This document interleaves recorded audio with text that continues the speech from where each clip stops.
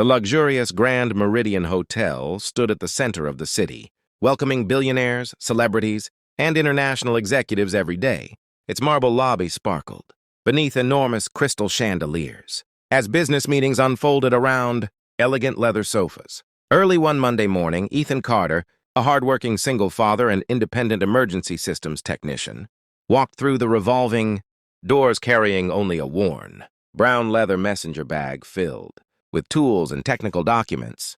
He had been called the previous night because the hotel's automated climate control network had suddenly failed before an international investors conference. Working quietly through the night while everyone else slept, Ethan repaired the complex system in less than 2 hours, preventing the hotel from canceling hundreds of reservations and saving the conference from disaster. The next morning, Ethan approached the front desk to collect the agreed payment. The total invoice was only $40, covering his emergency call-out fee because he had intentionally charged the hotel the minimum amount after learning many employees were working overtime. Before the receptionist could process the payment, CEO Victoria Langford walked into the lobby with several executives. She glanced at the invoice and frowned. $40? She said sarcastically. For tightening a few wires? Without asking what work had actually been done, she tore the invoice in half and said coldly, "We're not paying you a single cent. Anyone could have done that job." The entire lobby fell silent. Employees looked away in embarrassment as Ethan calmly picked up the torn pieces of paper from the marble floor. He didn't argue or raise his voice. Instead, he placed the pieces inside his bag and simply said, "I hope you never need the work I refuse to value." Then he thanked the receptionist for her time and quietly walked out of the hotel. None of the executives noticed the concerned expression on the face of the hotel's chief engineer, who understood something the CEO didn't. Ethan hadn't just repaired a broken air conditioning unit. He had temporarily stabilized the hotel's aging central control system and warned that a permanent software replacement was urgently needed.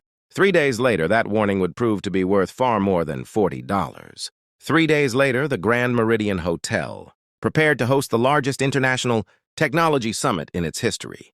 More than 500 executives, foreign investors, and government officials filled the luxurious ballroom, while millions of dollars in business contracts were expected to be signed before sunset.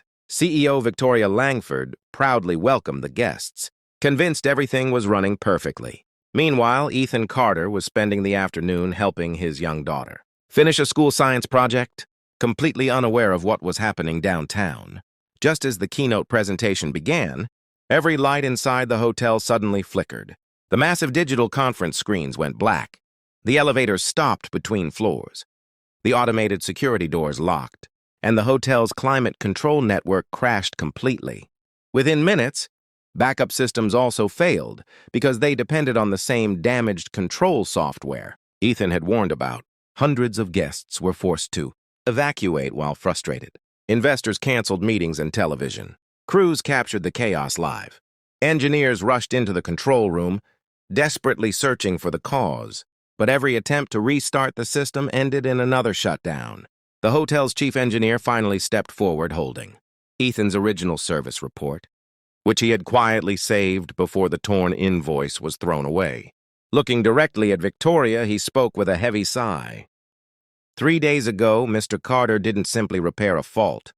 He temporarily stabilized the entire building management system and clearly recommended replacing the failing software immediately. If we had approved his $40 invoice and followed his advice, none of this would have happened. Victoria stared silently at the report as her face turned pale. Outside the conference room, angry investors announced they were withdrawing from the summit. Insurance representatives estimated losses approaching $12 million, and the board of directors demanded an emergency meeting. For the first time, Victoria realized the $40 she refused to pay had become the most expensive decision of her entire career. The emergency board meeting lasted nearly 2 hours. Every executive sat in silence as financial analysts projected the damage on the giant screen. The failed technology summit had triggered canceled contracts, refunded reservations, compensation claims, and severe damage to the hotel's reputation. The estimated loss had now officially reached $12 million. No one spoke until Victoria quietly asked, "Where is Mr. Carter?" The chief engineer answered honestly, "Probably at home with his daughter. He always leaves work on time because she's the most important part of his life."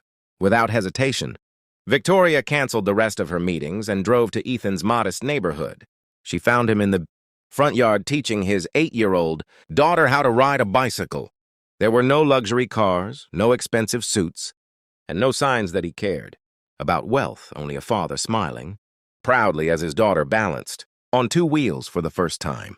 Victoria stood silently for a moment before approaching him. "Mr. Carter," she said softly. Ethan looked up, immediately recognizing her, but greeted her politely. Victoria lowered her eyes. "I didn't come here to ask for forgiveness," she admitted. "I came because I finally understand how badly I misjudged you. I refused to pay you $40 because I believed your work had no value. 3 days later, that mistake cost my company $12 million. She handed him a new contract and an official apology, signed by the board of directors. "I'm asking you to return, not as a contractor, but as our chief systems consultant. You can name your salary." Ethan looked at the papers, then at his daughter laughing nearby. After a long pause, he smiled gently. "Money was never the problem," he said. "Respect was."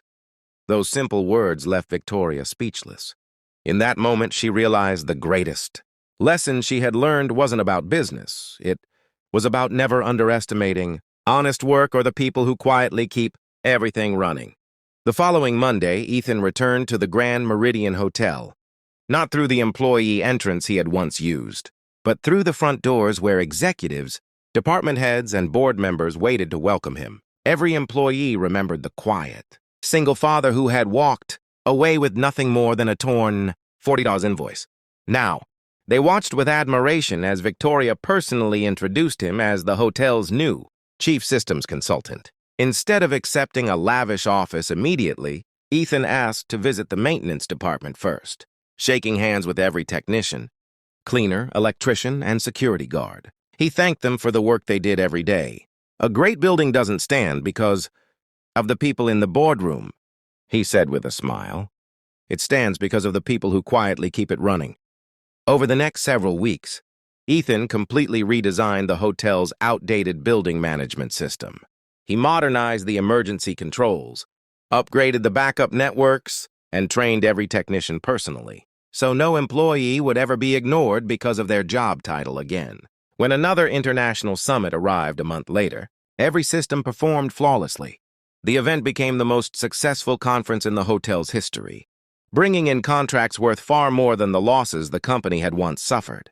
Investors praised the hotel's reliability, and newspapers called it one of the greatest business recoveries of the year.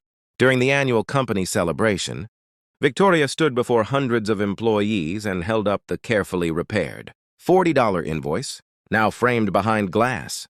"This piece of paper," she said, "reminds us that arrogance is expensive, but respect is priceless." She presented it to Ethan as a symbol of the lesson the company would never forget. Ethan smiled, then looked toward the audience where his daughter proudly applauded.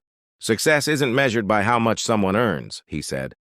"It's measured by how you treat people when they have nothing to offer except their honesty and hard work." The room erupted into a standing ovation. As Ethan left the hotel that evening holding his daughter's hand, he knew the greatest reward had never been the promotion or the money. It was proving that character, humility, and integrity will always be worth more than any paycheck.